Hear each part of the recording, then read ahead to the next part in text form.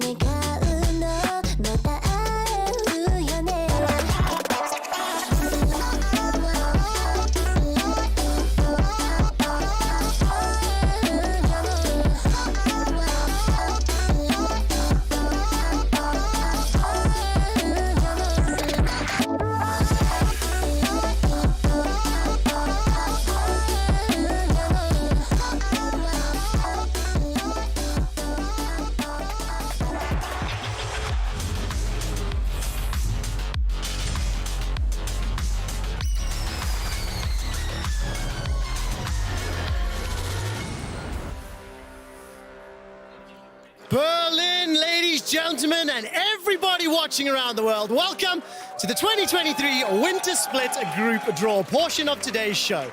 I am exhausted after an insane end to the regular season. And as you're already aware, both XL and Fnatic have been eliminated from the Winter Split, and the remaining 8 teams that have to advance to the group stage will now be drawn into their respective groups. Group A and Group B will be made up of one team from each pool as decided by their seeding during the regular season. The draw will be done by placing 4 pairs of envelopes on this podium, with each pair containing a Group A and a Group B tag. The higher seeded team within each pool will draw first, and both teams will reveal their selection at the same time. Now, I'd like to invite our head referee, Malu, to join me on stage and to place the respective pool envelopes right here, ready to be drawn by the teams. To give you a refresher, while Malu is setting up, Pool 4 teams consist of Astralis and Koi. Pool 3 teams consist of Team Heretics and Team BDS. Pool 2 teams consist of SK Gaming and G2 Esports, and Pool 1 teams consist of Mad Lions and Vitality, who are the reason why I'm out of breath right now. Thank you so much, Amalu. For now, we're going to welcome onto the stage your representatives from Pool 4. If I could ask Astralis and Koi to join me on stage right now. Koi is the highest seed within Pool 4, so that means they will be able to select their envelope first. So Trimby, if you can stand on the left of the podium, if you can join me here on the right-hand side, Dale, I'm going to ask you to pick first of these 2 envelopes, whichever one you prefer. Either of those, Trimby. Remainder will be for you, if you can grab that one. Now, if you can both open the envelopes and point them at the camera for me.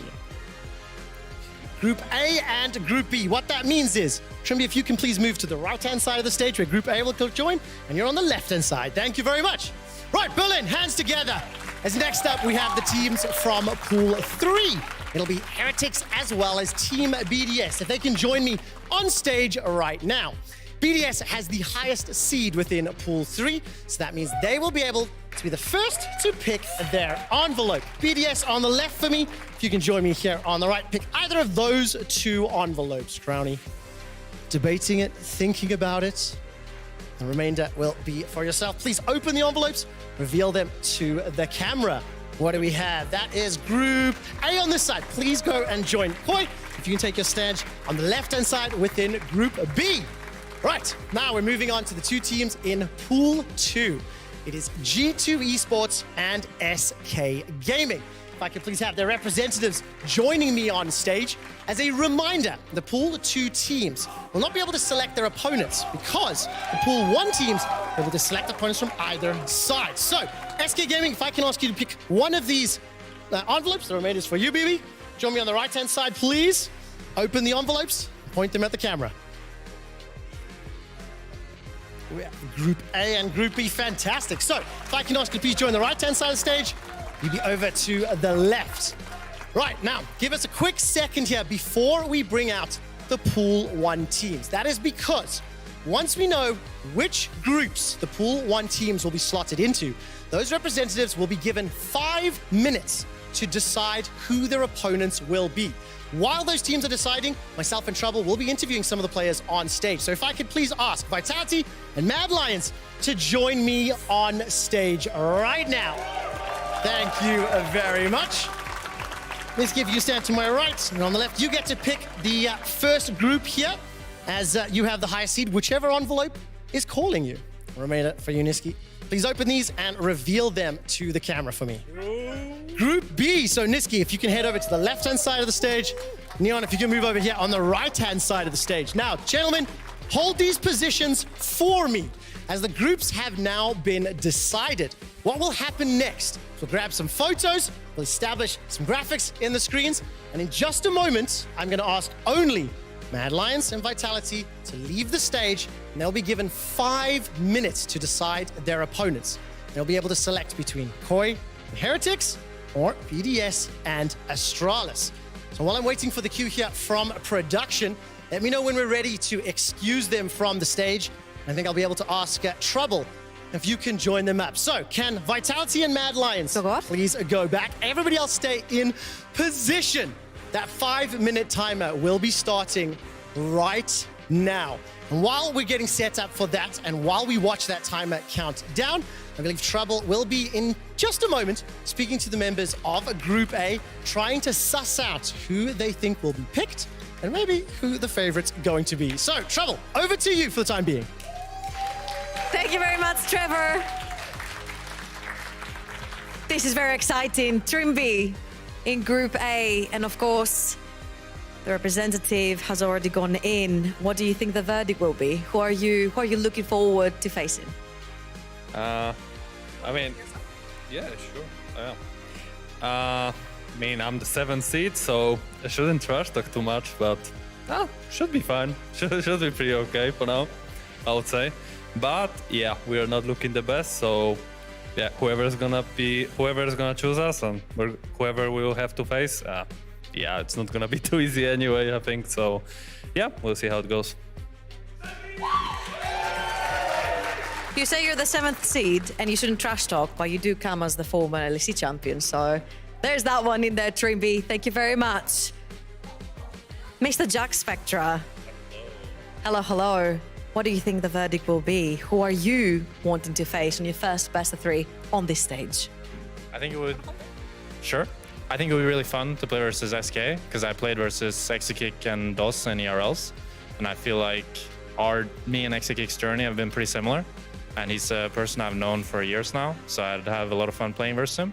But I wouldn't be surprised if Vitality pick us, because we had quite a poor game versus them, so maybe they think they're a good matchup into us. And would you mind reminding everyone what happened last time you faced Exekick and DOS in the ERLs? I mean, they let me out Draven, and it didn't go too well for them, but we'll see if they've learned their lesson this time.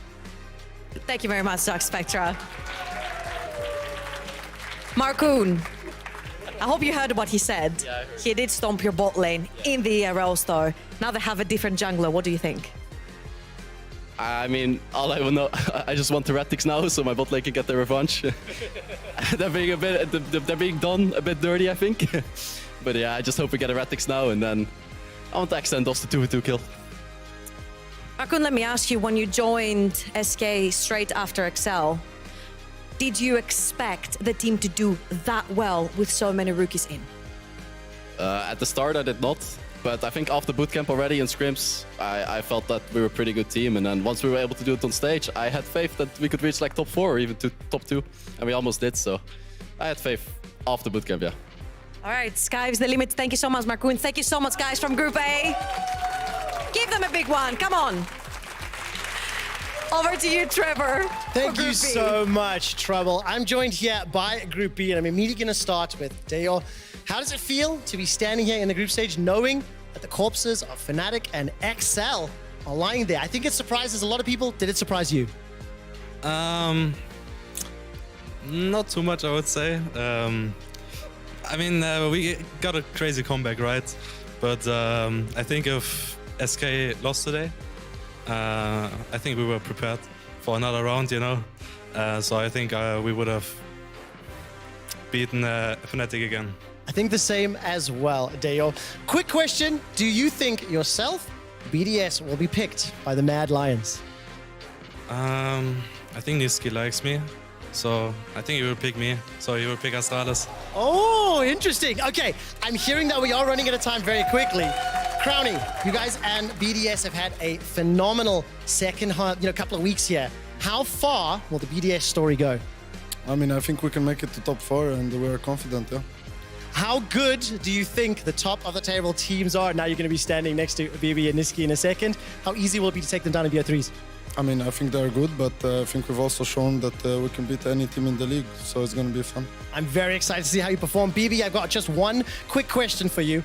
How much revenge will you be looking for after the defeat to Mad Lions today?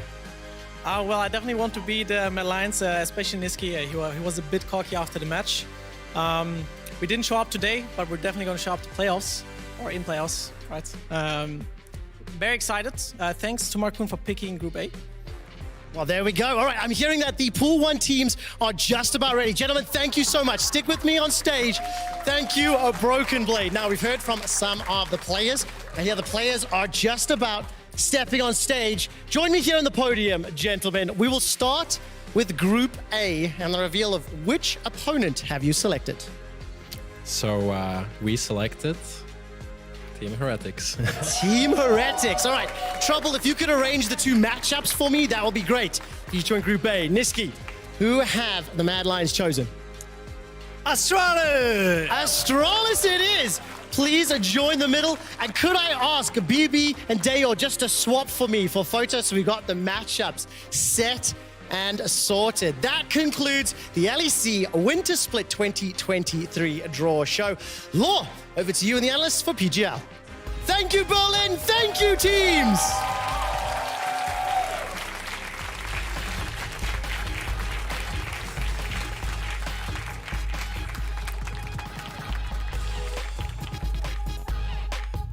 Hey, welcome back on this side of the studio for the LEC post-game lobby. Joining me tonight, because it's almost midnight, Ender and Nightmare. It's almost tomorrow already.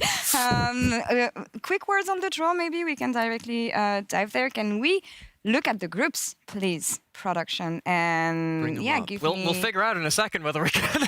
I'm like trying to be like, okay, who's in what group again? Group B did look pretty stacked to me. Yeah, well, I think when you've got a situation the last day like we did, when you had 3 teams vying for top 2, top 1, when you have 2 of them on one group, it does inherently kind of leave you thinking that's going to be fairly strong. However, with this kind of format, everyone facing each other once, and with a couple of teams being a bit up and down, if you get everyone firing on all cylinders, some of the more inconsistent teams, even in a group which doesn't have necessarily all the wins, that could actually punch above its weight. I want to reflect on the few weeks we had with the new format, following up on what you were just saying. Best of 1, single round robin, 9 games for each team. We saw that you don't have a lot of time to recover if you miss out on the first few games. It can either destroy the team in the case of Fnatic and Excel, but also motivate some other teams, as we've seen for Astralis. So how much have you been enjoying the format so far? I mean, it's so fast-paced that it's fun in a way, because like we had like this last day where even like usually we come into the last day and like there's a lot of games that, you know, maybe sometimes aren't quite as influential for the standings, but like we had that race for the last seed all the way up until this final day, with Fnatic unfortunately falling short right at the end. But I think that now is where it really starts to get fun. Like the BO1s, you know, get that out of the way. Now we finally have some series coming up, which is where I really think it shines. Yeah, for sure, because this is the only format in the world where you have best of 1, best of 3, best of 5. We've got past those best of 1s, which, as you said, they can get to a point where at the end of the season, it's been very grueling.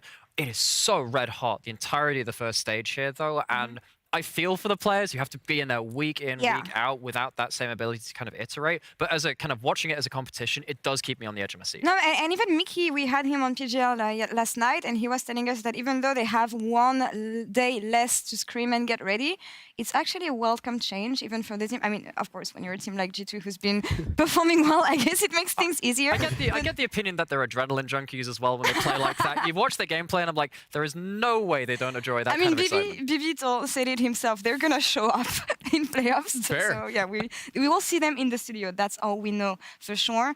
But I'm really excited when it comes to best of 3 and best of 5, because we had this in the past. I can't remember which year exactly. We had. Well, there was the best of 2 years. We don't best talk of 3 about for a second. We didn't talk about this, but I think it's a welcome change, especially because for so long, teams and community have been saying that unlike the Asian teams, we don't get so many opportunities to train in series. So I'm just wondering how much of an impact it's going to have internationally. Well, you know what else? So internationally, I'll say I like our odds. You know, yeah, you know, why not? We have 2 teams in MSI this year, so that's double the chances of us winning.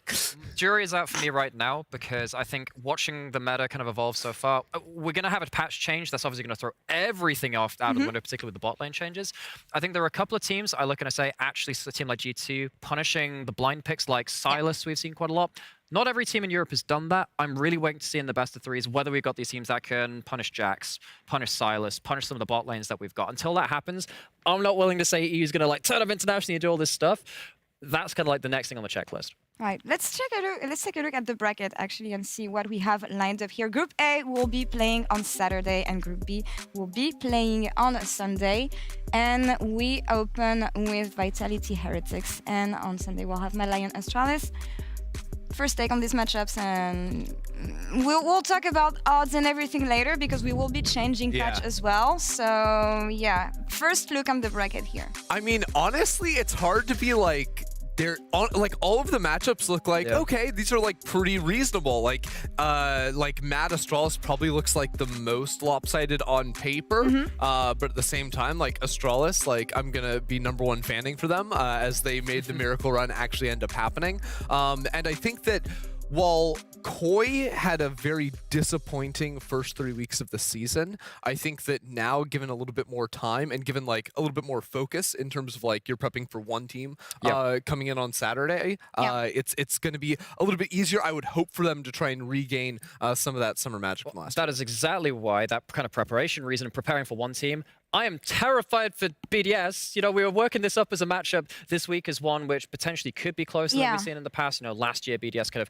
had an upset win or two against G2. But G2, they're such a creative team that when you give them this kind of run up to prepare for a best of 3, even have like one shot where they could just like, oh, that draft didn't work.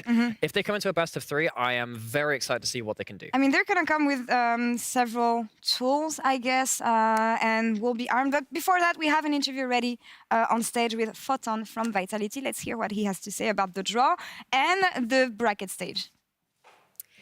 Thank you very much, Lo, and thank you so much for joining Photon.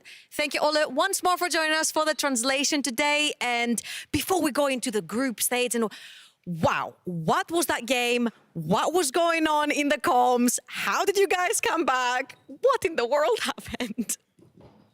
네, 먼저 되게 신난 게임이었는데 그 게임 그 포톤 선수의 생각 조금이라도 그냥 설명할 수 있나요?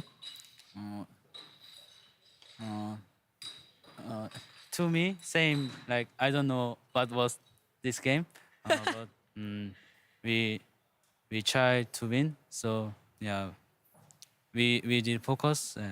It was good. Yeah, I think. You did fantastically well. You played your Gragas. I saw some stats, and it's your 5th most played champion with more than 70% win rate. So absolutely fantastic stats. Talking about the comms, of course, of this game, we knew that when the LEC comms released last week, it got a little bit heated with you and Bo shot calling at the same time. What is your role in shot calling within the team? 이제 지난주 영상 하나 나왔는데요. 그때 이제 바이탈리티 소통이 조금 나왔어요. 그래서 포톤 선수도 되게 활발하게 뭐 베런 이렇게 그냥 했는데 이제 그 바이탈리티 팀 안에서 어떤 포지션인지. I think we don't have like 정확한 한 명이 오도하는 느낌은 아니고 그냥 모두가 다 하고 싶은 거 말하면서 그냥 각자 하고 싶은 거 말하는 느낌인 것 같아요. So we don't really have one person that is the shot caller, but each of us is just communicating what they want to do, and then it's just like a process of finding what we're going to do, but everybody voices their opinions. Perfect. And of course, now let's go back to the groups. Let's go back to what happened in the draw. Vitality chose to play against Astralis in the first best of 3 of the season. What are your thoughts on Astralis? 이제 그룹에서 아스트랄리스 만날 건데 아스트랄리스 팀에서 어떻게 생각하는지 짧게 설명할 수 있나요?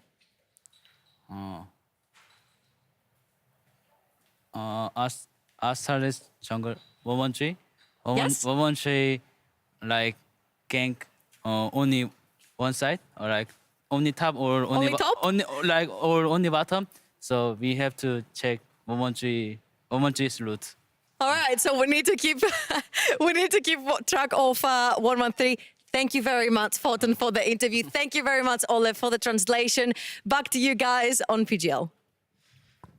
Thank you, Trouble, and 인터뷰 감사합니다. Évidemment, Photon. And I appreciate the fact that they make an effort in speaking English step by step. I think in summer we will be in summer, spring. We'll see. They will be ready to give interviews in full English. Let's take a look at the bracket once again. We were discussing G2 versus BDS. I think G2 is going to come in prepped, but I'm just wondering what kind of an impact the new patch will have. 13.1b changes on the bot lane. We talked about support changing, maybe the cats being finally dead. What do you have against cats? I'm done That's with Yumi. toxic. I'm done with Yumi. This It's is been totally 2 like- years of this. You know, like the wolf in sheep's clothing, where it's like, that's a sheep. No, it's not. That's very much the Yumi to cats thing. That thing is a demonic entity. It has ruined our game for a little while now. I have no sympathy. That champion needs to be gone from pro play. Get rid of it. I'm glad. Be gone. Any quick take on the new patch, actually? What do we expect is going to change? Any... I think we can see a lot of Xayah coming back. Anything that Yeah. can build kind of like Mythic into Navori Quick Blades, showing up to be very strong, of course. With the Infinity Edge and Navori changes, you build that on second item now after crit, they start activating. So you've got some really big burst crit carries and some big ability damage kind of coming out from that too. That's what we're seeing in terms of bot lane changes. Who do you think it will impact the most in terms of bot lanes? Well, Lucian Nami's still going to be there. We're still going to have that. Fair. But I do think that Xayah's been a big winner. Draven, we have a number of players there too. That's also been a big winner. Really starting to see how it settles in for a play though. No crazy definitive answers yet. Look, Yumi gone, quicker spikes, maybe. Give me some more melee supports, please. I miss them. I want more olives, please. I don't know if that's going to happen Please. though. When I talked to some of the Korean support players, they were telling me that they don't expect too many changes in that area and you can still flex, pick whatever ADC you want on the bot lane. So I don't expect many things will change in that area, but maybe for the AD carries themselves. Yeah, so we're going to still have like Ashe support and we're going to have Caitlyn support. That sounds great. Lista, The most melee of all supports. Killing me over here. Look, I just need Mickey to keep killing Ashe supports for me. Change one mind at a time. We can start a movement and get rid of them. But honestly, I mean, joking aside, I think it's been a great meta. Lots of changes compared to Worlds, and I just hope it's gonna keep on going this way. I'm just wondering about mid lane and top lane maybe, and what kind of change we could see there. Well, I mean, in terms of the mid lane pool, you still got real power on rower mid laners, a lot of the mid laners which can kind of play at range. We've seen stuff that can play around the priority, but then, yeah, I mean, looking towards that support, we're obviously seeing a lot of the melee supports on screen, which of course Ender still loves. Yeah, you know, I said Mickey, so we gotta look at some Mickey B-roll. All right. Write that down, play the I game. appreciate it. Look at that. Give me all that good stuff. But I do wonder if it moves us into an interesting conversation because like we used to sort of go in, you know, midway through a split and be like, oh, you know, who's our pick for like mid-split MVP? Sort of have this, and while we have all this Mickey footage on the screen, like I would like to say that he as a player just showed up amazing well. I think last year was a bit underwhelming out of him, and him returning to G2, people rightfully so maybe had some questions about him on the team, but the way he's gelled with Hansama in lane and the way he's just enabled Yike to be a complete beast and take over games, like if we had to pick someone today, that's who I would nominate. All right, I will stay on the G2 hype train here and challenge you with Yike. You were mentioning him and how Mickey can set him up. For me, he's my mid-split MVP here. With the way he came strong in the LEC. I knew what he was capable of in the LFL, but I was not expecting him to show up that much and that soon in LEC, especially coming after Jankos, who was such a stepping stone for the G2 family and structure. But Yike took such an important role and central role in this lineup, and to me, he's a huge part in G2's success so far. I think it was always going to be a really important point for G2 to have that connection between mid, jungle, and then support as well. Of course, Mickey having a great split helps with that. I think that because it is so core, this team would not be at the top of the table if Yike was bad. Because Yike has been so well, I think it's like a direct correlation with how G2 have performed. As you're saying, on the ERLs, we kind of knew how good he was. He was probably the hottest ERL pickup that we have seen. I would say so. Every coach was talking about him. A lot of the players are talking about him. The fact that he can show it at this level against the competition in junglers in this league as well, that's very important to track. And now as we move into the best ofs, I think this is going to be where the biggest challenge for him comes. I think especially as a jungler, like the amount of prep that an opponent can do on you when it's like when you're playing 3 best of 1s a week, teams aren't going to be like as focused. You know, there's going to be a lot of, you know, the night before working, trying to figure out what your ideas are going to be coming in. But now that it is, okay, here's our opponent for the weekend. We have a BO3. There's going to be adaptation between games, 2, potentially even 3 games. I think that this is where some players can potentially get found out. I'm not personally concerned for Yike on that front, but this is where he is absolutely going going to prove that he is at the top, because everyone's excited for him still. Everyone puts him as one of the strongest junglers currently, but no one, I think, confidently yet is being like, yeah, he's number one. You even heard, like, as we talked to like Elyoy and stuff, be like, oh yeah, he is very talented, but there's still some things I'm waiting for him to prove. This is where he can do it. Hey, it's been 3 weeks. Yeah, exactly. It's funny you mentioned that name though, because I was wondering about who I would kind of call as like, you know, after this best of one stage, who would I say has been performing well. Briefly thought about someone like Marcoon being a leader in SK, or Exakick really surprising me. But the surprise factor is one thing. I think we're very numb to the fact that Elyoy is still such a beast. Elyoy for me is who I would really highlight from this first stage. Has done really, really well facilitating for the team. We talked about it all the way through last summer when Mad Lions were on their massive tech. It was Niski, it was Elyoy. Of course, Niski kind of got our MVP for that summer. But Elyoy has been a great leader, a great initiator. It hasn't just been him on carries this time. It's been him on stuff like the Sejuani. Even then, still getting individual advantages, but showing he can be a very versatile player outside of what we've seen before. I was going to say, it's him on the Sejuani full stop, you know? five out of the 9 games been on the board. No, but still, and I appreciate the fact that we saw more versatility on the side of Yoya, because, and especially when you think of the relationship he has with Niski and the mid-jungle synergy they have, they gave us a bad taste at Worlds, if I may say, and it's really cool to see how... You didn't like the Hecarim every game? I did not. I did not. I appreciated the Bel'Veth, though. True. Very, very nice pick from Yoya, but yeah, I'm really happy to see that they have a better relationship now, and it translates to better performances on the Rift. Quick take on who wins the first round. I will go first. Vitality wins, Mad Lion wins, SK wins, and G2. I'm going to take a hot take. So, that's like the most basic picks ever. Okay, look, I've waited a long time to shill for this one top laner. I'm going to say Heretics. Ebby's going to lead them to best of 3 victory. He's played best of 3s for years in Japan. Vitality, nah, Heretics for me out there. I think that SK take the best of 3 against Koi. I think they've been playing very confidently. I think that Mad Lions, I think Astralis don't have the momentum anymore. I think Mad Lions take that. And I think G2, we already talked an awful lot about them. Giving them a run-up, best of 3 prep time against one team, very dangerous. The one that I'm the least sure about is the SK Koi, honestly. I don't know what we're going to see from Koi. Especially because I think SK, like, week 1 looked abysmal, week 2 looked absolutely insane, and then week 3 got some wins, but again, it was like a little bit testy, so I'm with you there. You know what? I'll be a believer in Koi, and I'll go with them. I think Vitality probably have it. G2 have it over BDS, and you know what? I got to keep riding with the Astralis Hopium. I'll go with them. That's my spicy prediction. I personally would have actually really loved to see SK Heretics because they're so inconsistent. We've seen the best and the worst out of both teams, throwing unbelievable leads and stuff like that. We're not going to quite get that firecracker matchup, but still, I mean, they might be able to punch up in some matchups you don't expect of them, or punch down and lose. It's entirely possible they match later in the bracket. Round 2, throwing at every objective possible. But that's the story for another week, because after this very long day, this marks the end of our winter split with our new formats. I hope you had fun, because we will. We will see you guys next week for the first day of group stage and a lot of best of 3. We will take the selfie because I became an expert at doing this now. All right, you guys are so tall. Can you just? Yeah, we'll go like this. All right. Nice. Perfect. Thank you. Bye. Take care. Thank you for having me. It was great. I very much enjoyed this weekend. Guys. It's the final day of the LEC 2023 Winter regular season.